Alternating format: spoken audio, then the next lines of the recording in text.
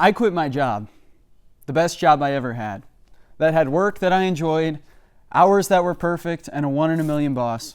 So why leave? Well, to answer that question, I got to take you back to the most pivotal moment of my life.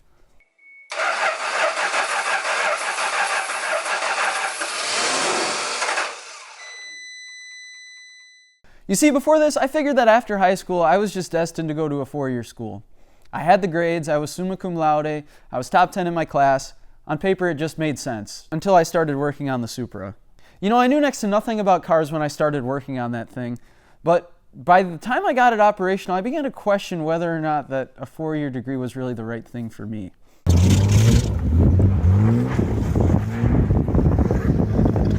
Senior year, I decided to take a welding class, thinking that I'd be able to use that to fix a few things on the Supra. Soon enough, all I wanted to do was weld. It was all I could think about. I would come home from school, I would watch hours and hours of videos about welding. Then second semester came and I had to pick. My AP Calculus class fell at the same time as welding. You guys know what I did. I dropped calc and I took as many shop classes as I possibly could. After that, the rest is pretty much history. I went to tech school for welding. I worked at a few different fab shops at that time. And eventually I got a job at a car restoration shop and I loved it. I learned as much as I possibly could. I learned sheet metal fabrication. I learned bodywork. I learned how these cars were put together.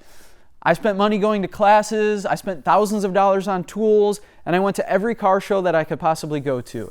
I tried to make myself as valuable as possible. As time went on, I was able to convince them to let me have a hand in their social media marketing. So I would spend most of the day fabricating, and then I would spend a little bit of the day making videos, mostly for Facebook. After a few months of doing this consistently, we reached 1 million views. I went into my 2-year review, hoping that would turn into a long-term career path.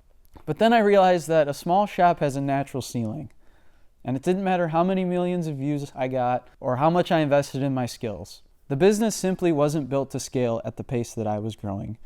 It wasn't that they didn't want to give me the raise. I was just outgrowing the box that I was in.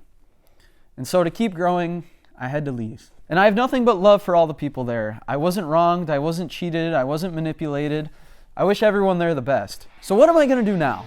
From here on out, this channel's changing. I'm going to be bringing you guys along to see my journey on growing a mobile welding business from the ground up. You can expect consistent uploads showing what progress we're making on projects and what it takes to build a business like this. So make sure you guys subscribe and hit the notification bell so you can stay up to date on all the projects that we're working on in the shop. Let's do this.